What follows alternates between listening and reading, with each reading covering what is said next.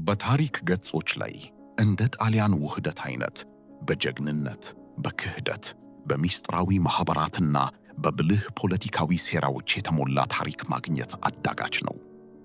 ታሪካችንን ለመጀመር ጊዜውን ወደ ኋላ መመለስና የአውሮፓን ካርታ መመልከት አለብን።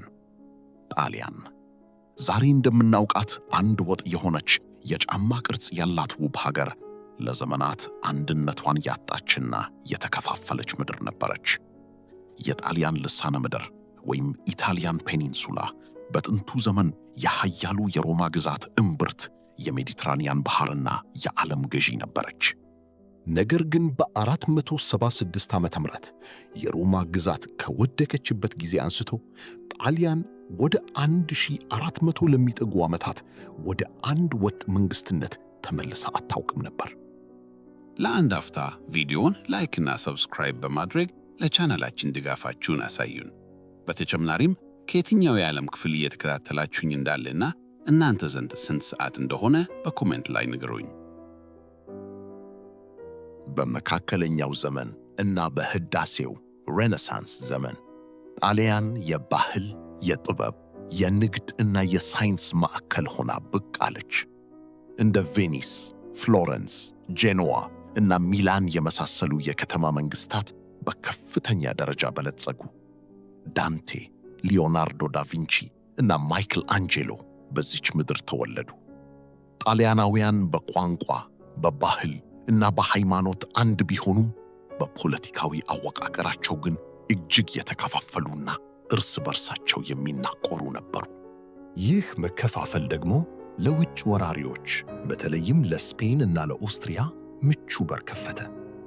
የጣሊያን ታላቅ የፖለቲካ ፈላስፋ ኒኮሎ ማኪያቬሊ ገና በ16ኛው ክፍለ ዘመን መጀመሪያ ላይ ጣሊያንን ከባዕዳን ቀንበር ነፃ የሚያወጣ እና አንድ የሚያደርግ ጠንካራ መሪ እንዲመጣ ቢማጸንም ጩኸቱ ለዘመናት የሰሚ ያለህ ሲል ኖሯል።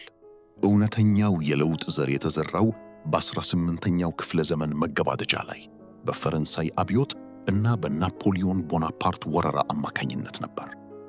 በ1796 ወጣቱ ጀነራል ናፖሊዮን የፈረንሳይን ጦር እየመራ አልፕስ ተራራን አቋርጦ ወደ ሰሜን ጣሊያን ገባ። ናፖሊዮን አሮጌዎቹን የጣሊያን መሳፍንትና ነገሥታት ገለበጠ። በአውሮፓ ውስጥ የነበረውን ጥንታዊና አፋኝ የፊውዳል ሥርዓት አፈረሰ። ከዚህም በላይ ናፖሊዮን ጣሊያንን ወደ 3 ትልልቅ ፖለቲካዊ ክፍሎች በማዋሃድ የጣሊያን መንግሥት ኪንግደም ኦፍ ኢታሊ የሚል ስያሜ ሰጠ።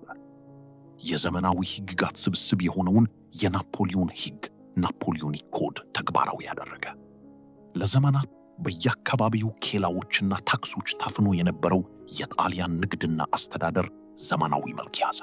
ከሁሉም በላይ ደግሞ አረንጓዴ፣ ነጭ እና ቀይ ቀለም ያለው የጣሊያን ሰንደቅ ዓላማ ትራይከለር ለመጀመሪያ ጊዜ አየር ላይ ተውለበለበ። ናፖሊዮን አምባገነን ቢሆንም የጣሊያን ሕዝብ ለመጀመሪያ ጊዜ የአንድነትን፣ የዘመናዊ አስተዳደርንና የነጻነትን ትርጉም ቀመሰ። ነገር ግን የናፖሊዮን ግዛት ጊዜያዊ ነበር። በ1814 የናፖሊዮን ኃይል ሲደመሰስ አሸናፊዎቹ የአውሮፓ ኃያላን ሀገራት ኦስትሪያ፣ ብሪታንያ፣ ሩሲያና ፕሩሺያ የአውሮፓን ካርታ እንደገና ለመሳል በቪየና ከተማ ተሰበሰቡ። ይህ የቪየና ጉባኤ ኮንግሬስ ኦፍ ቪየና በመባል የሚታወቀው ታሪካዊ ስብሰባ በዋናነት የሚመራው በኦስትሪያው እጅግ ብልህና ወግ አጥባቂ የውጭ ጉዳይ ሚኒስተር ልዑል ክሌመንስ ቮን ሜተርኒክ ነበር። ሜተርኒክ የፈረንሳይ አብዮት ያስገኘውን የነጻነትና የብሔረተኝነት አስተሳሰብ እንደ አደገኛ በሽታ የሚቆጥር ሰው ነበር። ዓላማውም አውሮፓን ከፈረንሳይ አብዮት በፊት ወደ ነበረችበት አሮጌው ዘውዳዊ ሥርዓት ሬስቶሬሽን መመለስ ነበር። ሜተርኒክ ስለ ጣሊያን ሲናገር ጣሊያን የጂኦግራፊያዊ መግለጫ ቃል እንጂ የፖለቲካ አካል አይደለችም የሚል ዝነኛና ንቀት የተሞላበት ንግግር አድርጎ ነበር። በዚህም መሠረት በቪየና ጉባኤ ጣሊያን እንደ ኬክ ተቆራርጣ ለተለያዩ ነገሥታት ተከፋፈለች። ካርታው ይህንን ይመስል ነበር። በሰሜን ምዕራብ የፒድሞንት ሳርዲኒያ መንግሥት ኪንግደም ኦፍ ፒድሞንት ሳርዲኒያ ለሳቮይ ቤተሰብ ተሰጠ። ይህ መንግሥት ብቸኛው በጣሊያናውያን የሚተዳደርና ጠንካራ ጦር የነበረው ነፃ ግዛት ነበር። በሰሜን ምስራቅ የሚገኘው እና እጅግ ሀብታም የሆነው የሎምባርዲና ቬኔሲያ መንግሥት ሎምባርዲ ቬኔቲያ በቀጥታ በኦስትሪያ ግዛት ስር ወደቀ። ሚላን እና ቬኒስ በኦስትሪያ ወታደሮች ተሞሉ። በማዕከላዊ ጣሊያን የሚገኙት እንደ ቶስካኒ፣ ፓርማ እና ሞዴና ያሉት ትናንሽ ግዛቶች ደግሞ ለኦስትሪያ ንጉሣዊ ቤተሰብ ሃብስበርግስ ዘመዶች ተሰጡ። ከዚያ ቀጥሎ በማዕከላዊ ጣሊያን ከሮም አንስቶ እስከ አድሪያቲክ ባህር ድረስ የጳጳሱ ግዛቶች ፓፓል ስቴትስ በመባል የሚታወቁትና በቀጥታ በካቶሊክ ቤተ ክርስቲያን ጳጳስ ፖፕ የሚተዳደሩ መሬቶች እንደገና ተዋቀሩ። በደቡብ ጣሊያንና ሲሲሊ ደግሞ የሁለቱ ሲሲሊዎች መንግሥት ኪንግደም ኦፍ ዘ ቱ ሲሲሊስ ተብሎ የሚጠራው ሰፊ ግዛት እጅግ ኋላ ቀርና ጨቋኝ ለነበረው የስፔን ቦርቦን ስርወ መንግሥት ተሰጠ። ይህ የቪያና ጉባኤ ውሳኔ ለጣሊያን ሕዝብ ከባድ ሐዘንና ውርደት ነበር። የተማረው የህብረተሰብ ክፍል፣ ነጋዴዎች እና የናፖሊዮን ጦር የቀድሞ ወታደሮች ወደ አሮጌው የአፈና ሥርዓት መመለሳቸው እጅግ አስቆጣቸው። የፕሬስ ነፃነት ተከለከለ። ሐሳብን በነፃነት መግለጽ ወንጀል ሆነ። ፖሊስ እና ምስጢራዊ ሰላዮች ሕዝቡን በየመንገዱ አፍን ጀመሩ። የኢኮኖሚ ሕይወትም ተመሰቃቀለ። ከአንዱ የጣሊያን ግዛት ወደ ሌላኛው ግዛት ዕቃ ለማጓጓዝ የጉምሩክ ታክስ፣ የተለያየ ገንዘብ ካረንሲ እና የተለያየ የክብደት መለኪያ መጠቀም ግዴታ ሆነ። አንድ ጣሊያናዊ ከሚላን ወደ ኔፕልስ ለመጓዝ ልክ እንደ ውጭ አገር ዜጋ ቪዛ እና ፓስፖርት ያስፈልገው ነበር። ነገር ግን ሜተርኒክ እና ሌሎች የአውሮፓ አምባገነኖች ያልተገነዘቡት አንድ ትልቅ ሐቅ ነበር። አንዴ የነፃነትና የአንድነትን ጣዕም የቀመሰ ሕዝብ ዳግመኛ በጨለማ ውስጥ ዝም ብሎ አይገዛም። የተከፋፈለችው ጣሊያን በውጫዊ ገጽታዋ ጸጥ ያለች ብትመስልም ከስር ከስር ግን እንደ እሳተ ገሞራ እየተንተከተከች ነበር። አፋኝ ሕጎች በበዙ ቁጥር ሕዝቡ በድብቅ መደራጀቱን ቀጠለ። የጣሊያን የሀገር ፍቅር ስሜት በእስር ቤቶች፣ በሥነ ጽሑፍ ሥራዎች፣ በኦፔራ ቲያትሮችና በሚስጥራዊ ስብሰባዎች ውስጥ ማቆጥቆጥ ጀመረ።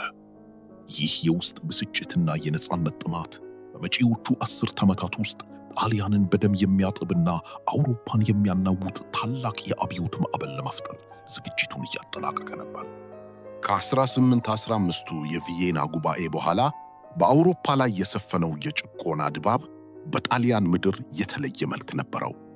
በይፋ መቃወም የማይቻልበት፣ ጋዜጦች በኦስትሪያ ሳንሱር የሚታፈኑበት እና እያንዳንዱ የሕዝብ እንቅስቃሴ በሰላዮች በሚጠለፍበት በዚያ የጨለማ ዘመን የነፃነት ታጋዮች ብቸኛው አማራጫቸው ከመሬት በታች በድብቅ መደራጀት ነበር። በዚህ ጊዜ ነበር የካርቦናሪ በመባል የሚታወቀው እጅግ ዝነኛና ሚስጥራዊ ማኅበር በመላው ጣሊያን በፍጥነት የተስፋፋው።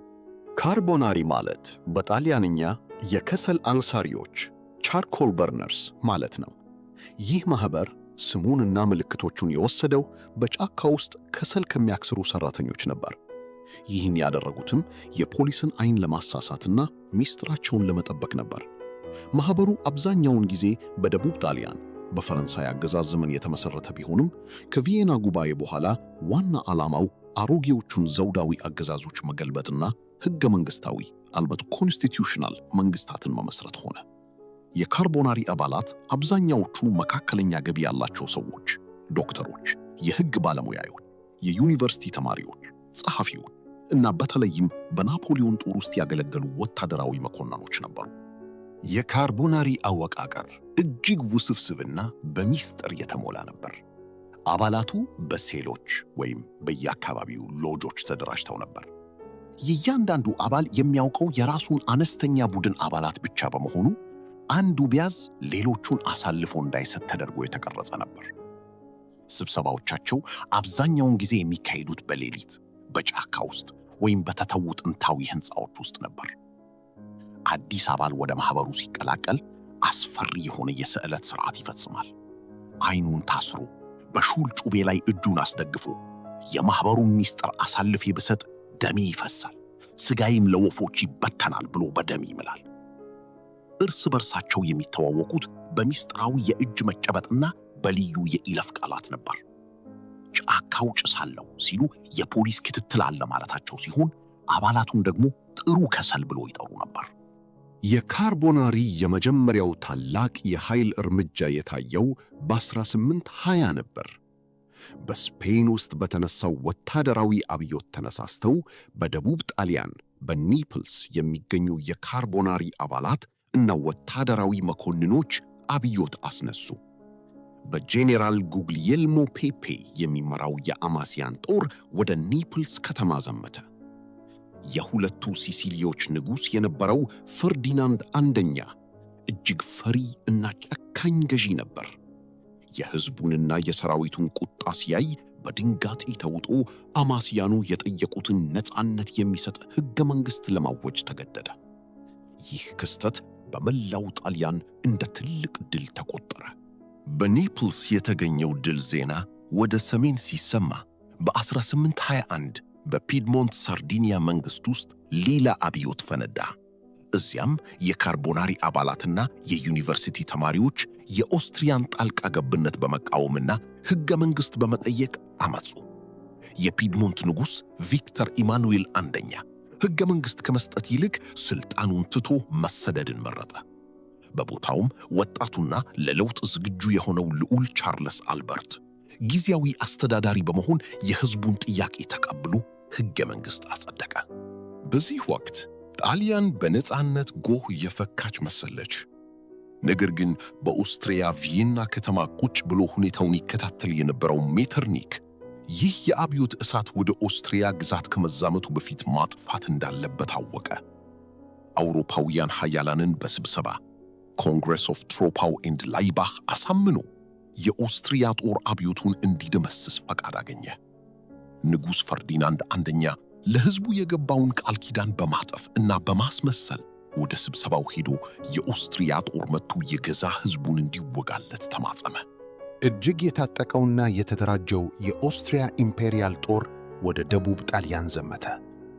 በጄኔራል ፔፔ የሚመራው የካርቦናሪና የኔፕልስ ጦር በሪየቲ ውጊያ የኦስትሪያን ጦር ለመቋቋም ቢሞክርም በቁጥርም ሆነ በጦር መሳሪያን ብልጫ ስለነበረበት ክፉኛ ተሸነፈ። ኦስትሪያውያን ኔፕልስን ተቆጣጠሩ። ንጉሥ ፈርዲናንድ ወደ ዙፋኑ ሲመለስ እጅግ ዘግናኝ የሆነ የበቀል እርምጃ ወሰደ። ሕገ መንግሥቱ ተሰረዘ። በመቶዎች የሚቆጠሩ የካርቦናሪ መሪዎች በግፍ ተረሸኑ። በሺዎች የሚቆጠሩት እስር ቤት ገቡ አሊያም ተሰደዱ። በተመሳሳይ ጊዜ የኦስትሪያ ጦር ወደ ፒድሞንት ዘምቶ እዚያም የተነሳውን አብዮት ደመሰሰ። ቻርልስ አልበርት ተሰደደ። አሮጌው አፋኝ ሥርዓትም ዳግም ተመለሰ። በ1830 በፈረንሳይ የተነሳውን ሁለተኛ አብዮት ተከትሎ በማዕከላዊ ጣሊያን በሞዴና፣ በፓርማ እና በጳጳሱ ግዛቶች አዲስ የካርቦናሪ ዓመፅ ፈንድቶ ነበር። የሞዴናው አብዮት መሪ ቺሮ ሜኖቲ የተባለ ጀግናና ባለራዕይ ነበር። ነገር ግን የሞዴናው መስፍን መጀመሪያ አብዮቱን እንደሚደግፍ አስመስሎ በመጨረሻ ግን ሜኖቲን አሳልፎ በመስጠት በስቅላት እንዲቀጣ አደረገው። ይህም አብዮት በተለመደው የኦስትሪያ ወታደራዊ ጣልቃ ገብነት ደም በለበሰ መልኩ ተቀጨ። የ1820ዎቹና የ1830ዎቹ የካርቦናሪ አብዮቶች በመጨረሻው ከሽፈዋል። ለዚህ ውድቀት ዋናው ምክንያት ማኅበሩ ግልጽ የሆነና አጠቃላይ ጣሊያንን የሚያሳትፍ ዓላማ አለመኖሩ፣ አመራሩ በየአካባቢው የተከፋፈለ መሆኑ እና የሕዝቡን የገበሬውን ሰፊ ድጋፍ ማግኘት ባለመቻሉ ነበር። እነሱ ተስፋ ያደረጉት እንደ ፈረንሳይ ያሉ የውጭ ኃይሎች ወይም የአካባቢው መሳፍንት ይረዱናል ብለው ነበር። ነገር ግን ተከዱ። ምንም እንኳን እንቅስቃሴው ቢከሽፍም የካርቦናሪ አባላት የከፈሉት መሥዋዕትነት ከንቱ አልነበር። ጣሊያናውያን ለነፃነታቸው መሞት እንደሚችሉ አሳይተዋል። እንዲሁም ምስጢራዊ ሴራ እና የጎበዝ አለቃ ዓመፅ ብቻውን በቂ እንዳልሆነ፣ ይልቁንም ሕዝባዊና ርዕዮተ ዓለማዊ ንቃት እንደሚያስፈልግ ትልቅ ትምህርት ጥለው አለፉ።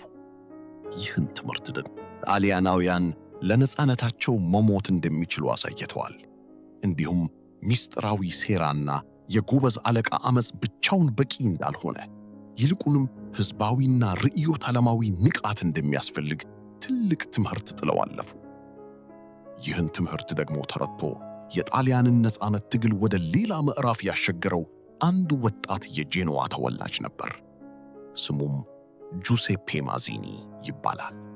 የጣሊያን ውህደት ታሪክ ብዙውን ጊዜ 3 አባቶች እንዳሉት ይነገራል። እነሱም የትግሉ አእምሮ የሆነው ካቡር፣ የትግሉ ሰይፍ የሆነው ጋሪባልዲ እና የትግሉ ነፍስ ወይም ልብ የሆነው ጁሴፔ ማዚኒ ናቸው። የ1820ዎቹና የ1830ዎቹ የካርቦናሪ ዓመጾች በኦስትሪያ ጦር ሲደመሰሱ የጣሊያን ሕዝብ በተስፋ መቁረጥ ውስጥ ወድቆ ነበር። ነገር ግን ይህንን ጨለማ ሰንጥቆ ብርሃን ያመጣው ማዚኒ። በ1805 በጄኖዋ ከተማ የተወለደው ጁሴፔ ማዚኒ በወጣትነቱ እጅግ ብልህ፣ ስሜታዊ እና ለሥነ ጽሑፍ ጥልቅ ፍቅር የነበረው ሰው ነበር። ታሪክ እንደሚለው ማዚኒ ገና በ16 ዓመቱ በ1821 የፒድሞንት አብዮት ተሳትፈው ሲሸሹ የነበሩ ስደተኞችን በጎዳና ላይ ሲያይ ሕይወቱን ሙሉ ለጣሊያን ነፃነት ለመስጠት ቃል ገባ። ከዛን ቀን ጀምሮ ለተከፋፈለችውና በጭቆና ስር ለምትማቀቀው ሀገሩ ሐዘኑን ለመግለጽ ሁል ጊዜ ጥቁር ልብስ ብቻ ይለብስ ነበር።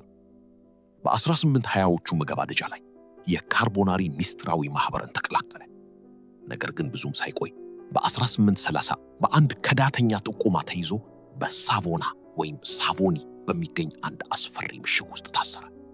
በእስር ቤት ባሳለፋቸው ወራት ማዚኒ ከእስር ቤቱ መስኮት ባህሩንና ሰማዩን እየተመለከተ የካርቦናሪ ንቅናቄ ለምን እንደወደቀ በጥልቀት አሰላሰለ።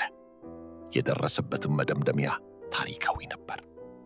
ካርቦናሪዎች የተሸነፉት ዓላማቸው ግልጽ ስላልነበረ፣ በመሳፍንትና በነገሥታት ፈቃድ ላይ ስለተንጠለጠሉ፣ እንዲሁም እንቅስቃሴያቸው የጥቂት ምሁራን ምስጢር እንጂ የሰፊውን ሕዝብ ልብ የነካ ስላልነበረ ነው ብሎ አመነ።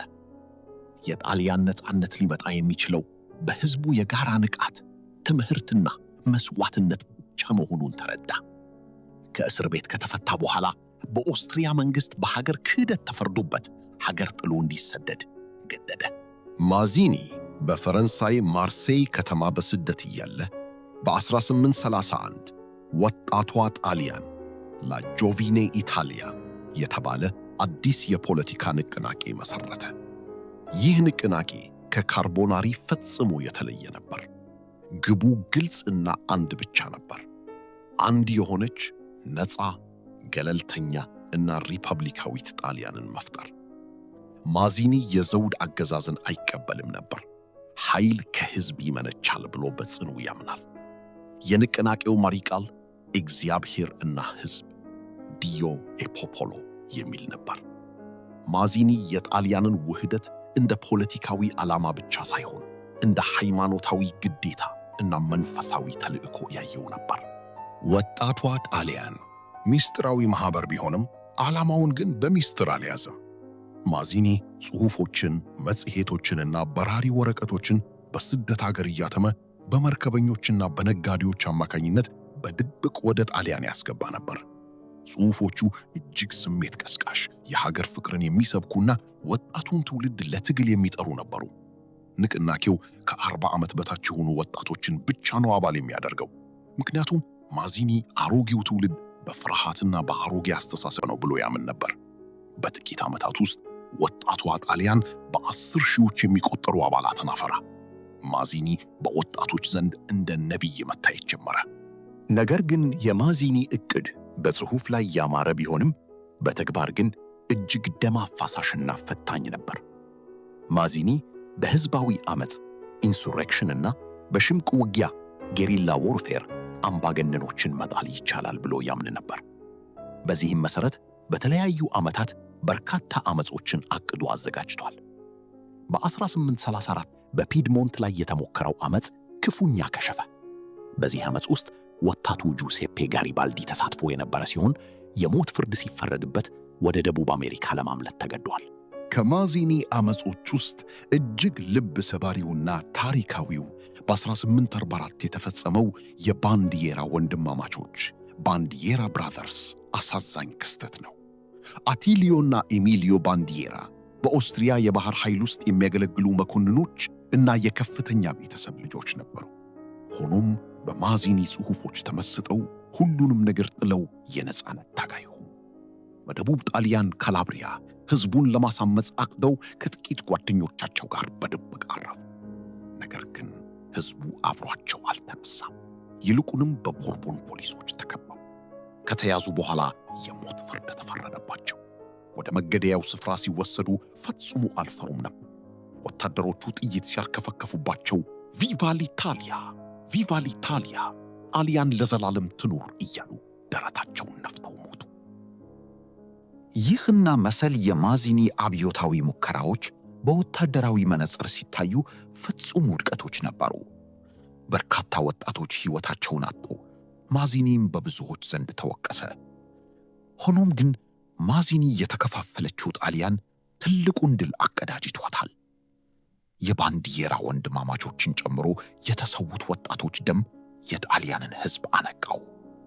ማዚኒ የነጻነት ዛፍ የሚያድገው በአምባገነኖችና በሰማዕታት ደም ሲጠጣ ነው ይል ነበር። በእርግጥም ወታደራዊ ድል ባያመጣም የጣሊያንን ነፍስ ፈጥሯል።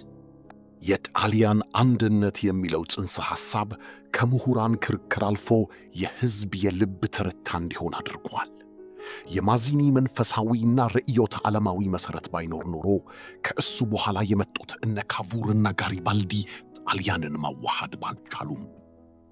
ማዚኒ አፈሩን አዘጋጅቶ ዘሩን ዘርቷል።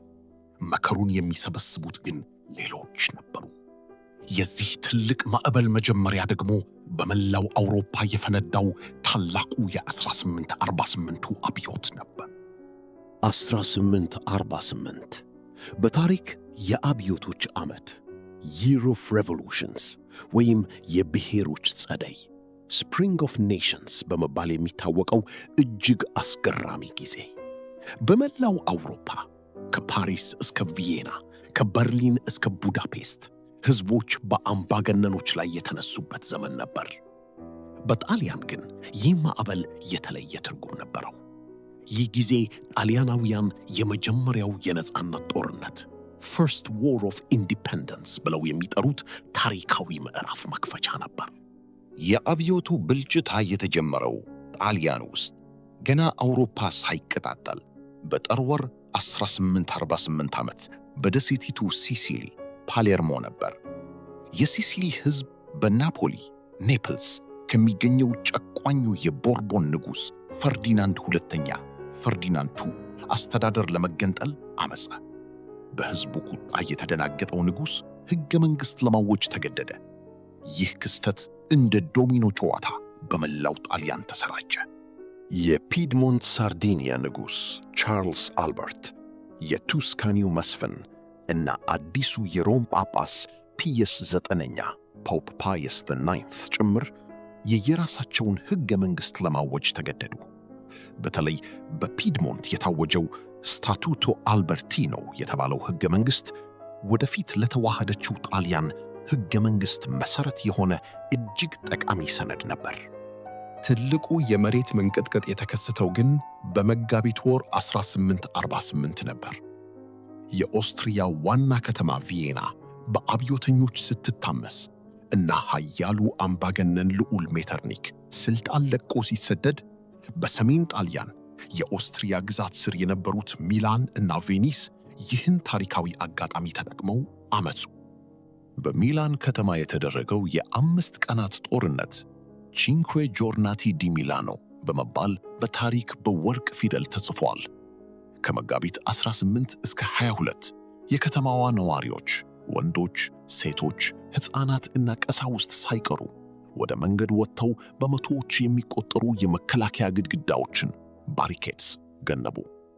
በጦር መሳሪያ ያልታጠቀው የሚላን ሕዝብ ከቤት ዕቃ፣ ከጋሪ እና ከድንጋይ በተሰሩ ምሽጎች ሆኖ በ82 ዓመቱ አዛውንት ፊልድ ማርሻል ጆሴፍ ራዴትስኪ የሚመራውን 15,000 የኦስትሪያ መደበኛ ጦር ክፉኛ ተዋጋው። ከቤተ ክርስቲያን ጣሪያ ላይ ሆነው ጡብ ሲወረውሩ፣ በጠመንጃ ፋንታ አሮጌ ሰይፍ ይዘው ሲፋለሙ ውለው በሚገርም ጀግንነት የኦስትሪያን ጦር ከከተማዋ አባረሩ።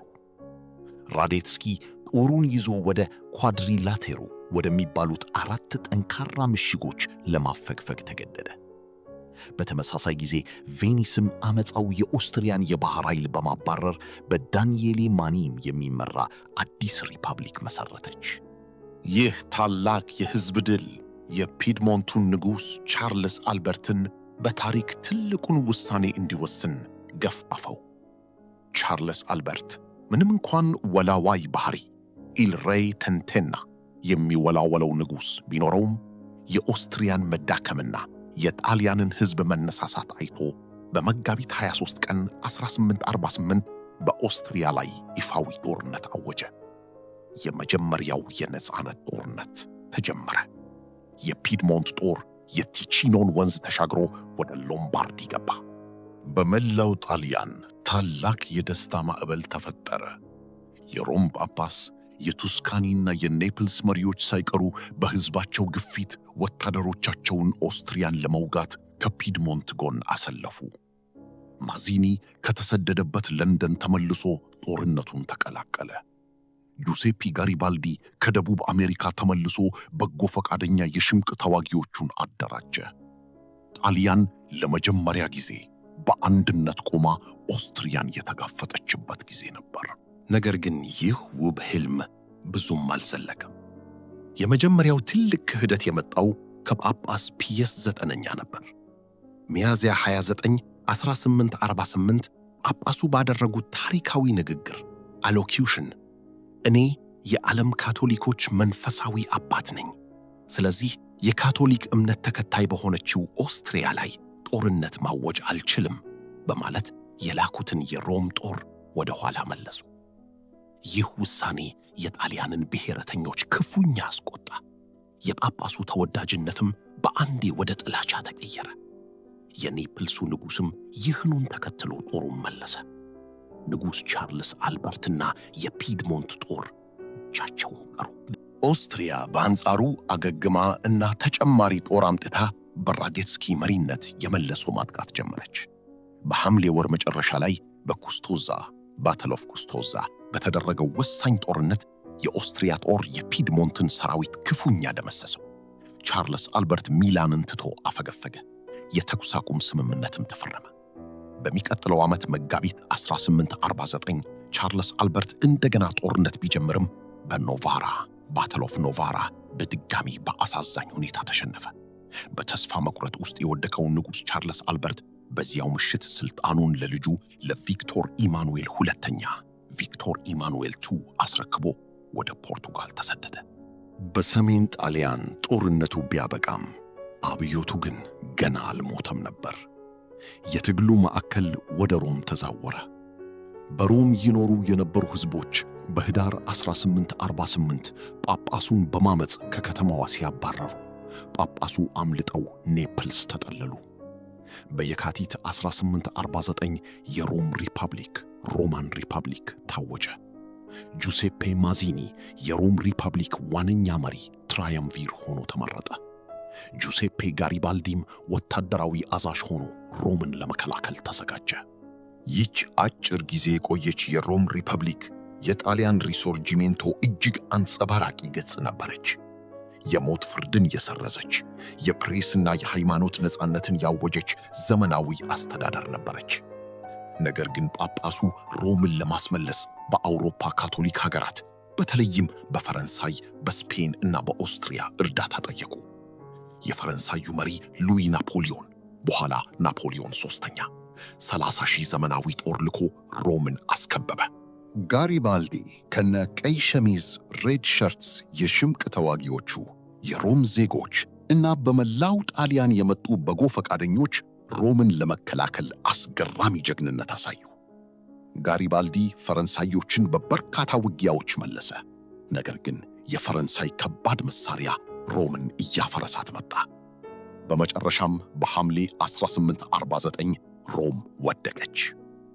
ጋሪባልዲ ከሚስቱ አኒታ እና 4000 ከሚሆኑ ታማኝ ወታደሮቹ ጋር ሮምን ለቆ ወደ ማዕከላዊ ጣሊያን ተራሮች አፈገፈገ። በዚያ አሳዛኝ ጉዞ ላይ ነፍሰ ጡር የነበረችው ጀግናዋ ሚስቱ አኒታ ጋሪባልዲ በወባ በሽታና በድካም እጆቹ ላይ ሞተችበት። ጋሪባልዲ በከፍተኛ ሐዘን ወደ ስደት አቀና። በነሐሴ ወር ደግሞ ቬኒስ በኮሌራ በሽታና በኦስትሪያ የቦምብ ድብደባ ተስፋ ቆርጣ እጇን ሰጠች።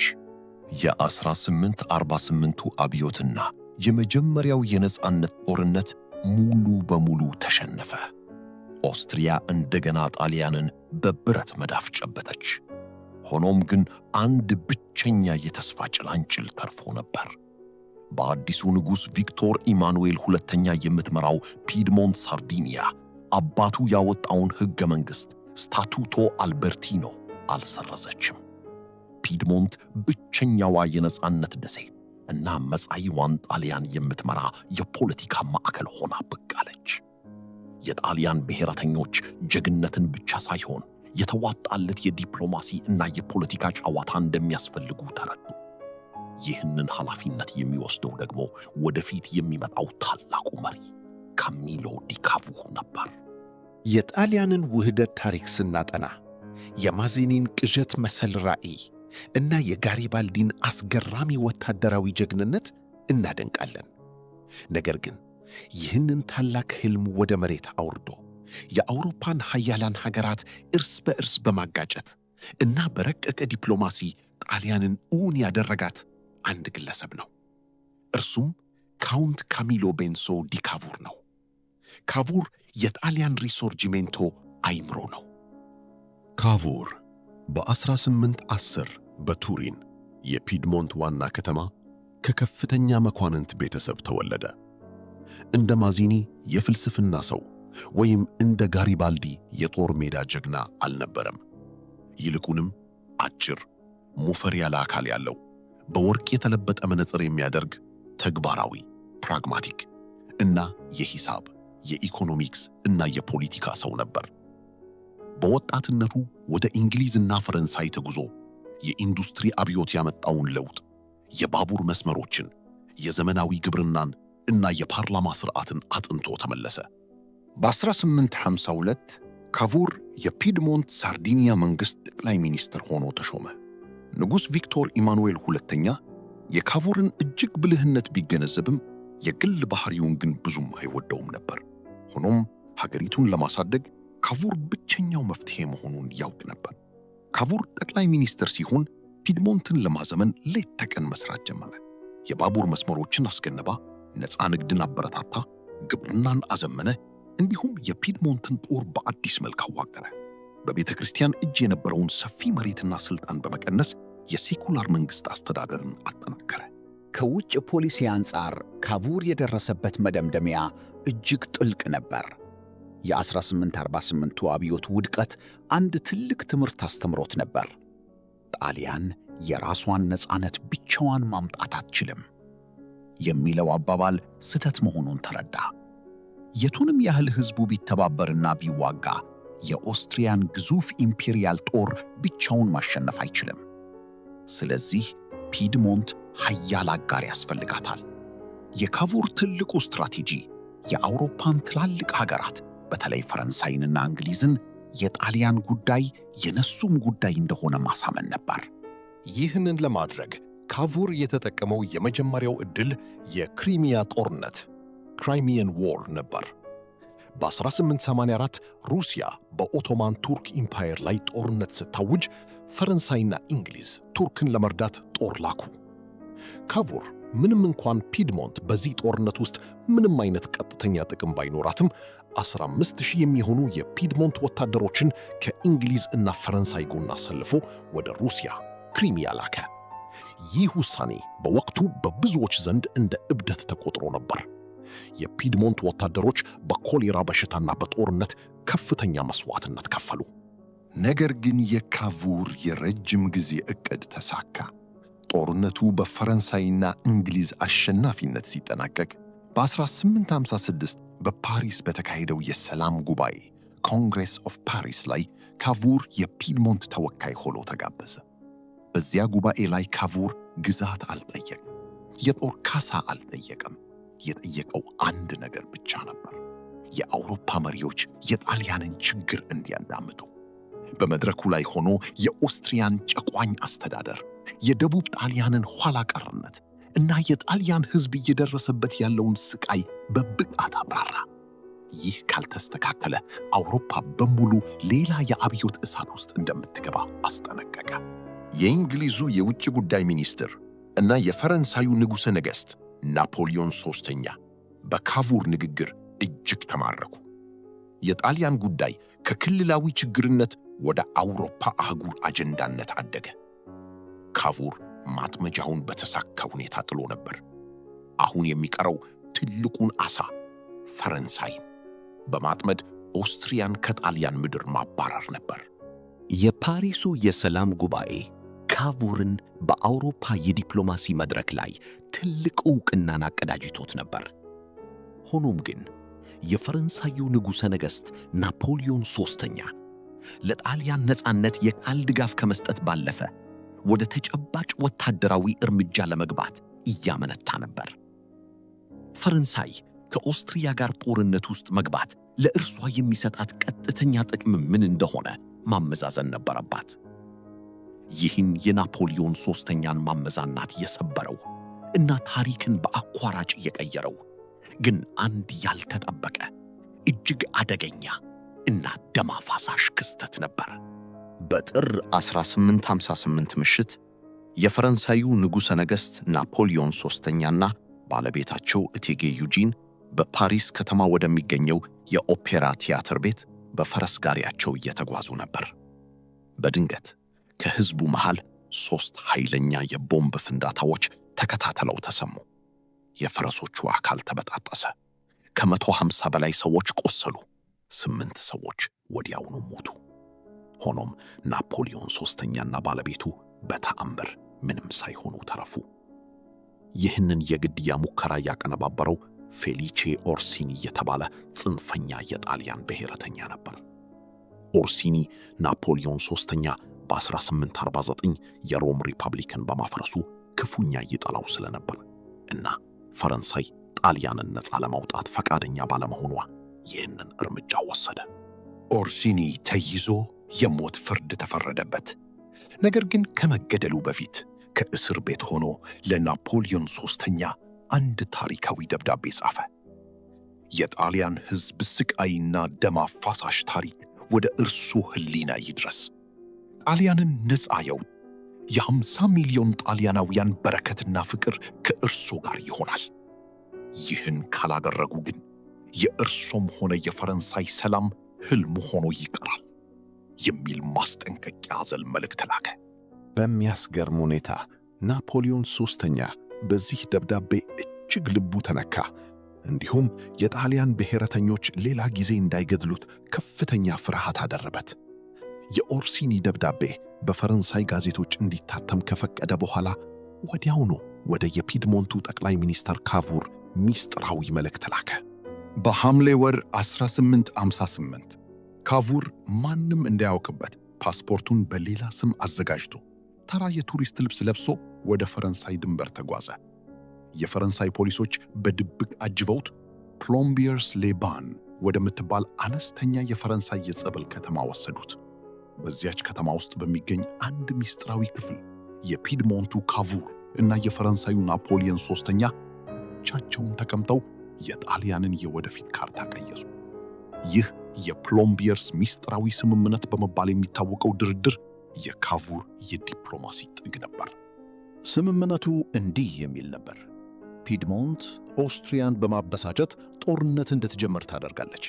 ምክንያቱም ፈረንሳይ ያለበቂ ምክንያት ኦስትሪያን ብትወጋ ሌሎች የአውሮፓ ሀገራት ጣልቃ ስለሚገቡ። ኦስትሪያ ጥቃት ስትሰነዝር ፈረንሳይ እንደ አዳኝ ሆና 200,000 ጦር ይዛ ፒድሞንትን ለመርዳት ትገባለች። ጦርነቱ በድል ሲጠናቀቅ ኦስትሪያ ከሰሜን ጣሊያን ከሎምባርዲ እና ቬኔሺያ ሙሉ በሙሉ ትባረር እና እነዚህ ግዛቶች ከፒድሞንት ጋር ተዋህደው የሰሜን ጣሊያን መንግሥት ይመሠረታል። ለዚህ ውለታ ደግሞ ፒድሞንት በበኩሏ ኒስ የተባለችውን የባህር በር ከተማና የሳቮይ ግዛትን ለፈረንሳይ አሳልፋ ትሰጣለች። እንዲሁም ይህንን ስምምነት ለማጽናት የንጉሥ ቪክቶር ኢማኑኤል 15 ዓመት የሆነችው ወጣት ልጅ ልዕልት ክሎቲልዴ ለናፖሊዮን ሦስተኛ ዘመድ ትዳራለች። ካቡር ወደ ቱሪን በደስታ ተመለሰ። አሁን የቀረው አንድ ከባድ የቤት ሥራ ብቻ ነበር፤ ኦስትሪያ ጦርነት እንድትጀምር ማድረግ። ካቡር ኦስትሪያን ለማስቆጣት ያልቆፈረው ጉድጓድ አልነበረም። የኦስትሪያ ተቃዋሚዎችንና የነጻነት ታጋዮችን ወደ ፒድሞንት እየጋበዘ ጥገኝነት ሰጠ። ወታደራዊ ልምምዶችን በኦስትሪያ ድንበር አቅራቢያ በቲቺኖ ወንዝ ዳርቻ አከናወነ። እንዲሁም ጋሪባልዲ የአልፕስ አዳኞች የተባለ የጎበዝ ዓላማ ጦር እንዲያደራጅ ፈቀደለት። በመጨረሻም ሚያዝያ 1859 ላይ ኦስትሪያ ትዕግሥቷ ተሟጠጠ።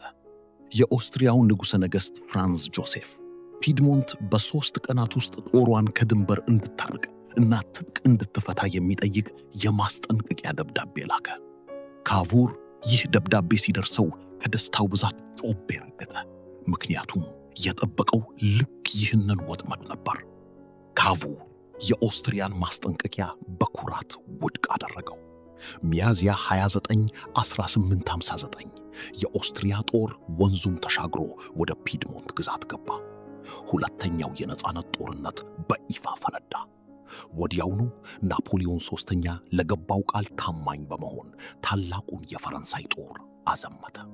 ይህ ሁለተኛው የነጻነት ጦርነት በታሪክ ውስጥ ዘመናዊ ጦርነት ከተባሉት የመጀመሪያዎቹ አንዱ ነበር። ምክንያቱም የፈረንሳይ ጦር ወደ ጣሊያን የገባው በእግር ሳይሆን በባቡር ነበር።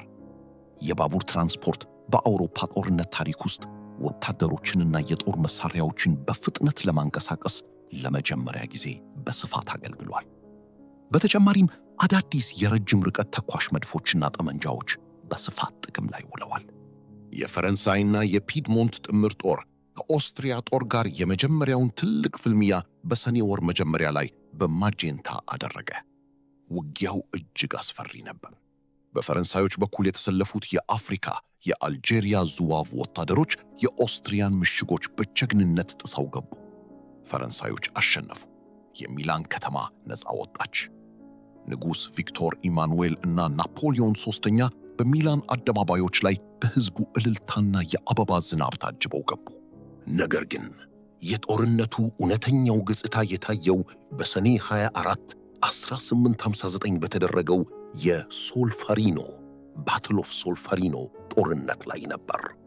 ይህ ውጊያ በአውሮፓ ታሪክ ውስጥ ከናፖሊዮን ቦናፓርት ጦርነቶች ወዲህ የተካሄደው እጅግ ግዙፍ እና ደም አፋሳሽ ፍልሚያ ነበር። ከ300,000 በላይ ወታደሮች ፈረንሳይ፣ ፒድሞንት እና ኦስትሪያ በጠባብ ሜዳ ላይ ተፋጠጡ። ውጊያው ከጠዋት ጀምሮ እስከ ማታ ድረስ ያለማቋረጥ ቀጠለ። በሶልፈሪኖ ኮረብታዎች ላይ ደም እንደ ጎርፍ ፈሰሰ። ፈረንሳዮችና ፒድሞንቶች በከፍተኛ መስዋዕትነት ድል አደረጉ። ነገር ግን ድሉ የመጣው በከባድ ዋጋ ነበር። ከ40,000 በላይ ወታደሮች ሞተዋል ወይም ክፉኛ ቆስለዋል። በነገራችን ላይ ሄንሪ ዱናንት የተባለ ስዊዘርላንዳዊ ነጋዴ በአጋጣሚ በስፍራው ተገኝቶ የቆሰሉት ወታደሮች ያለ ሕክምና በየሜዳው እየማቀቁ ሲሞቱ አይቶ በሁኔታው እጅግ በማዘን የዓለም አቀፉ ቀይ መስቀል ማኅበርን ሬድ ክሮስ እንዲመሠረት ያደረገው ይኸው የሶልፈሪኖ ጦርነት ነው። ከሶልፌሪኖ ድል በኋላ መንገድ ወደ ቬኒስ ክፍት ሆኖ ነበር። የጣሊያን ብሔረተኞች ሙሉ ሰሜን ጣሊያን ነፃ ሊወጣ ነው ብለው በከፍተኛ ጉጉት ይጠባበቁ ነበር። ነገር ግን በድንገት ያልተጠበቀ ነገር ተፈጠረ። ናፖሊዮን ሦስተኛ በሶልፌሪኖ ያየው የደም መፋሰስ እጅግ ስላስደነገጠው፣ እንዲሁም ፕሩሺያ ጀርመን በፈረንሳይ ድንበር ላይ ጦሯን እያሰባሰበች መሆኑን ስለሰማ ጦርነቱን ለማቆም ወሰነ። ናፖሊዮን ሦስተኛ ካቡርንንና ፒድሞንትን ሳያማክር ከኦስትሪያው ንጉሠ ነገሥት ፍራንዝ ጆሴፍ ጋር በቪላ ፍራንካ ሚስጥራዊ የተኩስ አቁም ስምምነት ፈረመ። በስምምነቱ መሠረት ሎምባርዲ፣ ሚላን ለፒድሞንት ስትሰጥ፣ ቬኔሺያ ግን በኦስትሪያ እጅ እንደምትቀጥል ተወሰነ። ይህ ዜና ቱሪን ሲሰማ ካቡር ተከዳን ብሎ በመጮህ የቪክቶር ኢማኑኤል ቤተ መንግሥት በንዴት እየተንቀጠቀጠ ገባ። ንጉሡን ጦርነቱን ብቻችንንም ቢሆን መቀጠል አለብን ብሎ ተማጸነ። ንጉሡ ግን የፈረንሳይ ድጋፍ ከሌለ ፒድሞንት እንደምትጠፋ ስለሚያውቅ እምቢ አለ። ካቡር በንዴት ሥልጣኑን ለቆ ወደ ቤቱ ሄደ። ይሁን እንጂ ታሪክ የራሱ መንገድ አለው። ጦርነቱ በሚካሄድበት ወቅት በማዕከላዊ ጣሊያን የሚገኙት ፓርማ፣ ሞዴና፣ ቱስካኒ እና የሮማኛ ግዛቶች የጳጳሱ መሬቶች ሕዝብ በአምባገነን መሪዎቻቸው ላይ አምጾ መሪዎቹን አባሮ ነበር።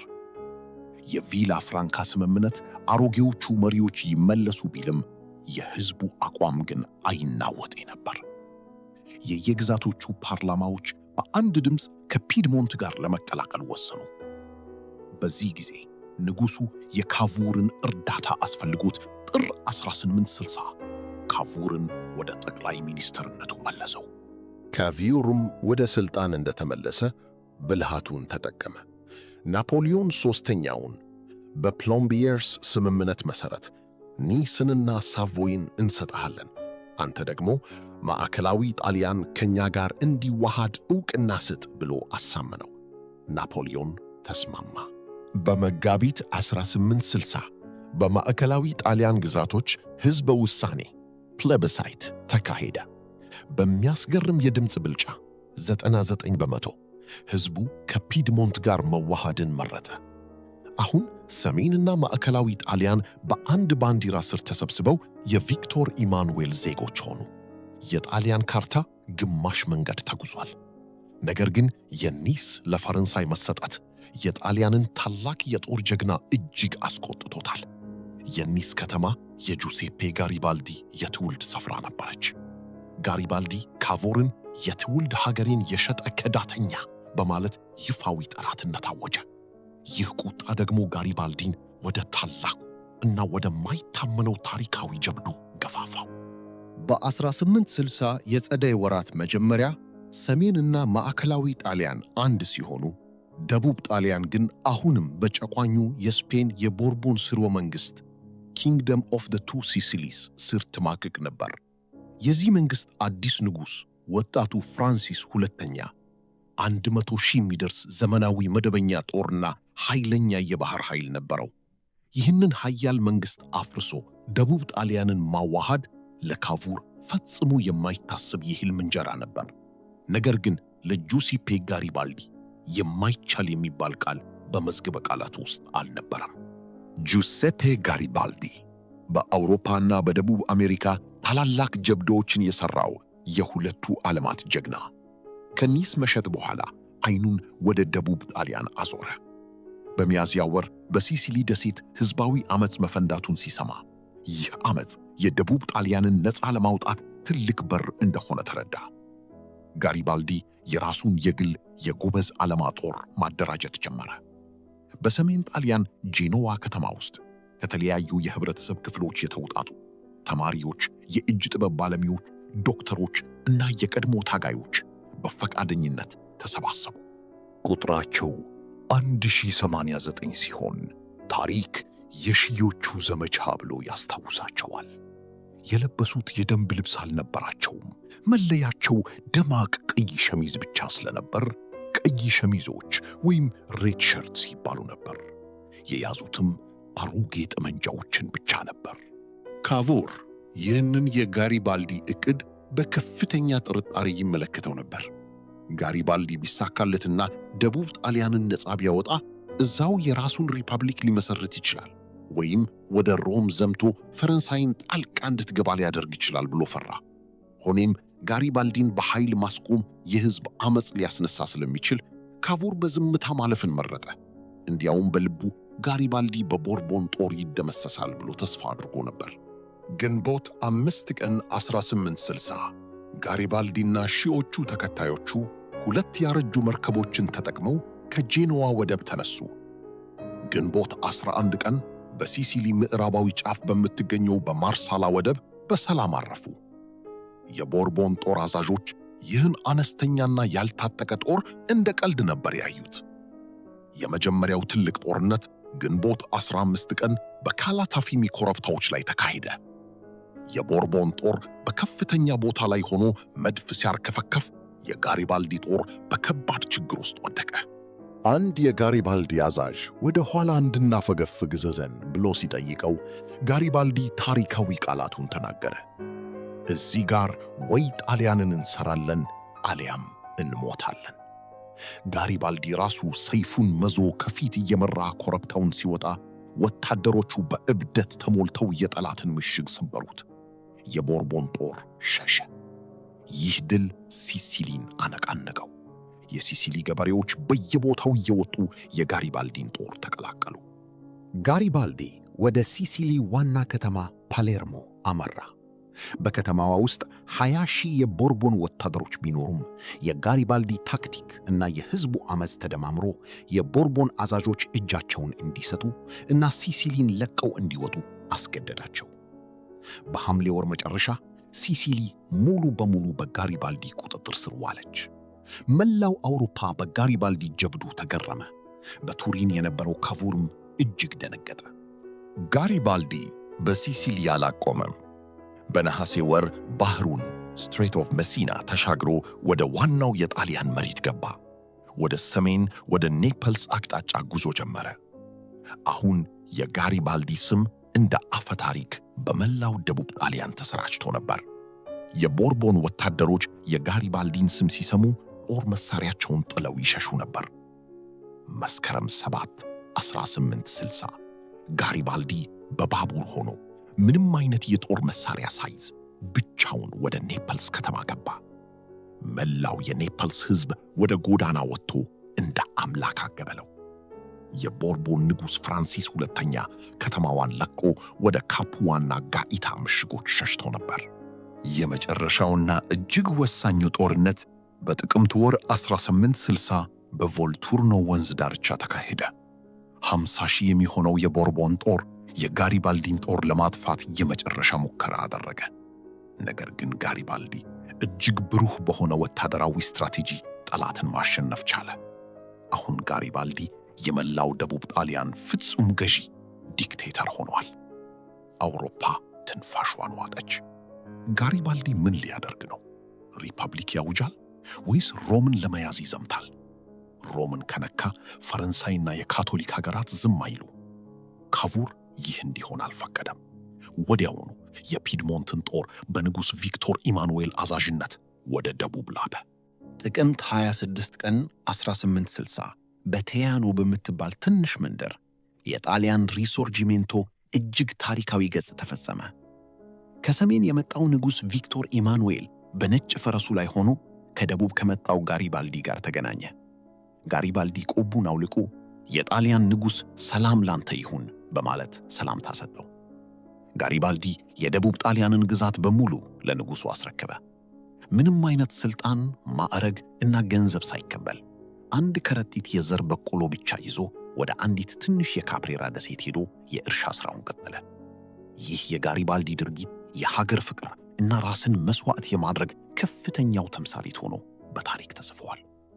በመጋቢት 17 1861 በቱሪን በተካሄደው የጣሊያን የመጀመሪያው ፓርላማ ላይ ቪክቶር ኢማኑኤል ሁለተኛ የተዋሃደችው ጣሊያን ንጉሥ ተብሎ በይፋ ተጠራ።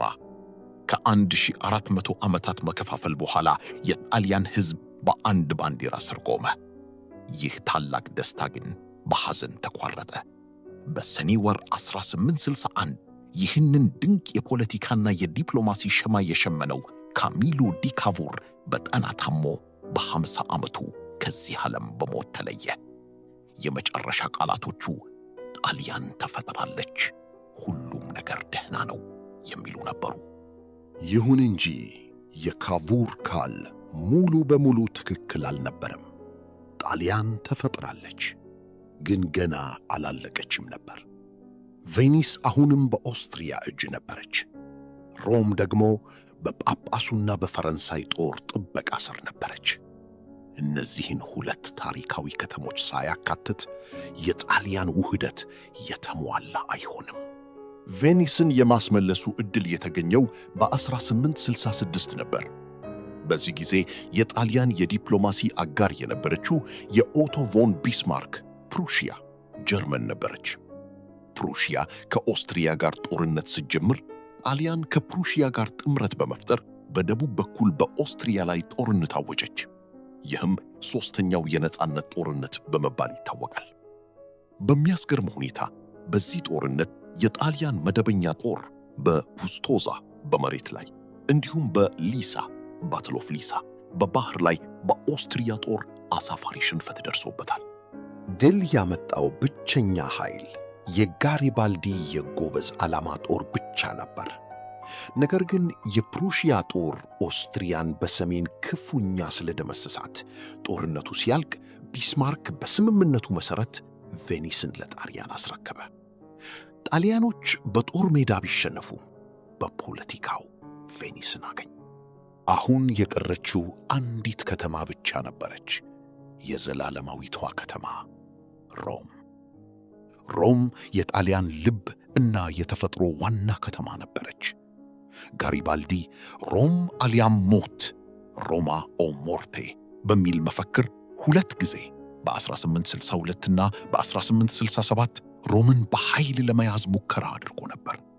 ነገር ግን ሁለቱንም ጊዜ በጣሊያን መንግሥት ወታደሮች ፈረንሳይን ላለማስቆጣት ሲባል እና በፈረንሳይ ጦር ተመትቶ ቆስሎ ወደ እስር ተልኳል። የሮም ጉዳይ የጣሊያን መንግሥት እጅግ ራስ ምታት ሆኖ ቆየ። ፈረንሳይ የጳጳሱን ደህንነት ለመጠበቅ ስትል ወታደሮቿን ከሮም አላወጣም ብላ አንገራገረች። እንደገና መፍትሔው የመጣው ከአውሮፓ ፖለቲካዊ መድረክ ነበር። በሐምሌ 1870 የፈረንሳይ ፕሩሺያ ጦርነት ፈነዳ። ናፖሊዮን ሦስተኛ ጀርመኖችን ለመዋጋት ጦሩን በሙሉ ሲያሰባስብ በሮም ውስጥ የነበሩትን ጥቂት የፈረንሳይ ወታደሮችን ማስወጣ።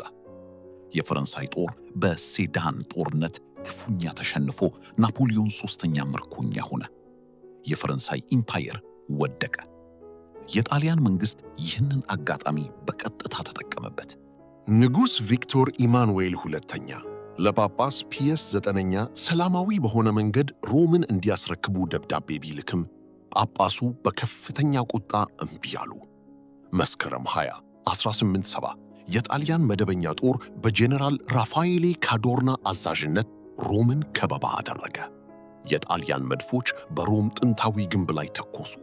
በጥቂት ሰዓታት ውስጥ ፖርታ ፒያ በተባለው በር ላይ ግንቡ ተደርመሰ። የጣሊያን ቤርሳሊየሪ ፈጣን ወታደሮች ወደ ሮም ዘልቀው ገቡ። የጳጳሱ ጦር እጁን ሰጠ።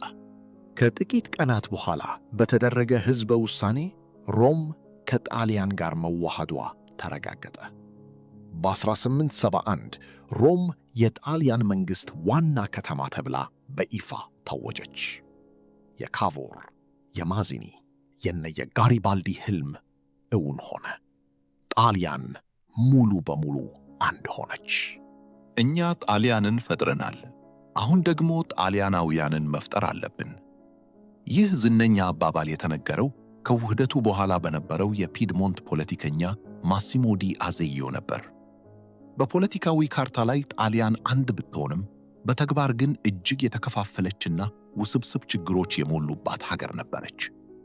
የጣሊያን ሪሶርጂሜንቶ የውህደት ታሪክ ምንም ያህል በጀግንነትና በሮማንቲክ ትረካ የተሞላ ቢሆንም የውህደቱ ማግስት ግን እጅግ መራራና ፈታኝ ነበር። የመጀመሪያውና ትልቁ ፈተና የባህል፣ የቋንቋና የኢኮኖሚ ክፍተት ነበር። ሰሜን ጣሊያን ከሌላው የአውሮፓ ክፍል ጋር የተቆራኘ ዘመናዊ ኢንዱስትሪ የጀመረበት እና የተሻለ መሠረተ ልማት ያለው ግዛት ነበር። ደቡብ ጣሊያን ግን በፊውዳል የግብርና ሥርዓት ስር የነበረች ከፍተኛ የመሃይምነት ችግር የነበረባት እና እጅግ ድሃ ነበረች። የፒድሞንት ፖለቲከኞች ደቡቡን በቅኝ ግዛትነት መንፈስ ፒድሞንታይዜሽን ማስተዳደር ጀመሩ። የፒድሞንት ከባድ ቀረጥ፣ የግዳጅ ወታደራዊ አገልግሎት እና የሰሜን አስተዳዳሪዎች ንቀት የደቡቡን ሕዝብ ክፉኛ አስቆጣው። ይህ ብስጭት ከ1861 እስከ 1865 የሽፍቶች ጦርነት በመባል ወደሚታወቀው ደም አፋሳሽ የእርስ በርስ ጦርነት አደገ። በደቡብ ጣሊያን ተራሮች ውስጥ በ10 ሺዎች የሚቆጠሩ ገበሬዎች፣ የቀድሞ የቦርቦን ወታደሮች እና ወንጀለኞች የጣሊያንን መንግሥት ዋጋት ጀመሩ። የጣሊያን መንግሥት ከ120 ሺህ በላይ ወታደሮችን አዝምቶ ይህንን ዓመፅ በከፍተኛ ጭካኔና በጅምላ ግድያ አፈነው። አስገራሚው ታሪካዊ ሐቅ በዚህ የሽፍቶች ጦርነት ውስጥ የሞቱት ጣሊያናውያን ቁጥር ኦስትሪያን ለማባረር በተደረጉት የነጻነት ጦርነቶች ሁሉ ከሞቱት ወታደሮች ይበልጥ ነበር። ይህ የሰሜንና የደቡብ ልዩነት እስከ ዛሬ ድረስ በዘመናዊቷ ጣሊያን የፖለቲካና የኢኮኖሚ ሕይወት ውስጥ ስር የሰደደ ጠባሳ ትቶ አልፏል። ሁለተኛው ፈተና ከካቶሊክ ቤተ ክርስቲያን ጋር የተፈጠረው ጥል ነበር። ሮም ከተያዘች በኋላ ጳጳስ ፒየስ ዘጠነኛ ራሳቸውን የቫቲካን እስረኛ በማለት አወጁ። የጣሊያን መንግሥትን አላውቅም አሉ። እንዲሁም ማንኛውም እውነተኛ ካቶሊክ በጣሊያን ምርጫና ፖለቲካ ውስጥ እንዳይሳተፍ የሚያግድ አዋጅ አወጡ። ይህ በቤተ ክርስቲያንና በመንግሥት መሃል የተፈጠረው ውጥረት ለ60 ዓመታት እስከ 1929 የላተራን ስምምነት ድረስ ሳይፈታ ቆይቷል። ነገር ግን እነዚህ ሁሉ ችግሮች ቢኖሩም የጣሊያን ውህደት ወይም ሪሶርጂሜንቶ በአውሮፓና በዓለም ታሪክ ውስጥ ካሉት እጅግ አንጸባራቂ የነጻነት ትግሎች አንዱ ነው። ለዘመናት በውጭ ኃይሎች ተረግጣና ተከፋፍላ የነበረች ምድር የራሷን ዕጣ ፈንታ በእጇ መጻፍ ችላለች። የሪሶርጂሜንቶ ትሩፋት የሦስትዮሽ ኃይሎች ጥምረት ውጤት ነው። የማዚኒ አይሞት መንፈሳዊ ራዕይ፣ የካቡር ወደር የለሽ የዲፕሎማሲና የስሌት አእምሮ፣ እንዲሁም የጋሪባልዲ እሳታዊ የጦር ሜዳ ጀግንነት ተጣምረው ማይቻለውን አሳክተዋል። ዛሬ እያንዳንዱ የጣሊያን ከተማ ማዕከላዊ አደባባይ ወይም ዋና ጎዳና የጋሪባልዲ፣ የማዚኒ፣ የካቡር ወይም የንጉሥ ቪክቶር ኢማኑኤልን ስም ይዟል። ቅርጻ ቅርጾቻቸው አደባባዮችን ያስውባሉ። ይህ የሚያሳየው በመጨረሻው ሕዝቦች አንድ ሆነው ለጋራ ራዕይ ሲቆሙ ታላላቅ ኢምፓየሮችንም ሆነ አምባገነኖችን አሸንፈው ታሪክን እንደሚሰሩ ነው። የተከፋፈለችው ጣሊያን የዓለምን ታሪክ በቀየረው የሮማ ግዛትና በሕዳሴው ዘመን ብቻ ሳይሆን በዚህ ዳግም ትንሣኤ ውስጥ በፈጸመችው አኩሪ ታሪክም ለዘላለም ትታወሳለች።